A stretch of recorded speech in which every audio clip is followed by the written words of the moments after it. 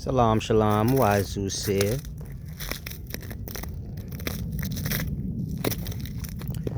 Walk out on this frozen river. But I want to do this quick piece explaining how we get all the excess mental chatter in our minds that we do.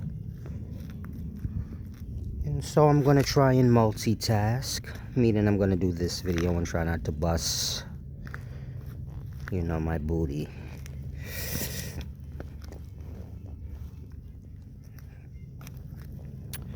Now, the mental chatter that we have in our mind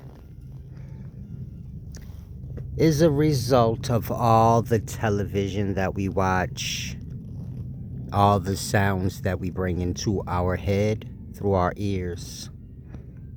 It is also all of the arguments we may have had. So you have memory of experiences.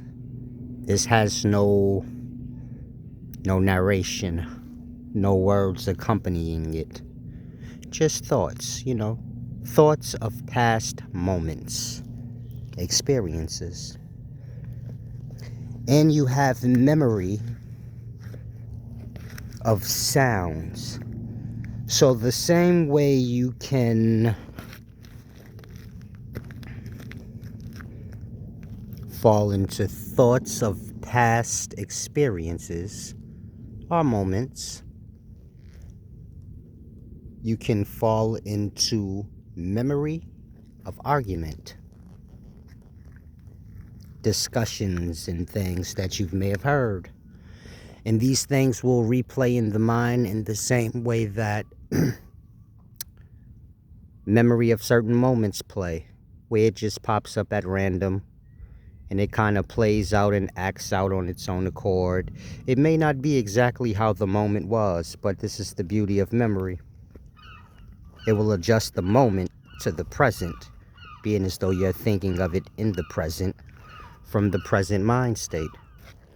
And so is it the same with conversations, discussions, the things we hear. So you have the things that you see.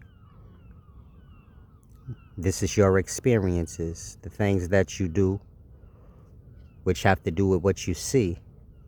And you remember things that you see are certain moments. And then you have the things that you hear. And these hearings make for memory of moments as well. And they replay over in the mind at random whenever they choose to. And so we're just victims of our own mind and ears, which is one and the same. Of course, the ears is an extension of the brain or the mind. And so this is where all the mental chatter comes from. This is why it's important ever so often to fast from hearing things and, talking. But not just your talking, others talking. So it's good to fast from your own speaking as well as hearing others speak. And so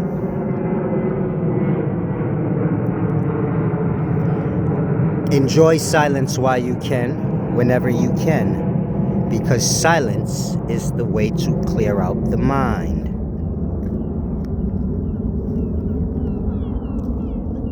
Silence has memory as well. And when you go into silent mode, well,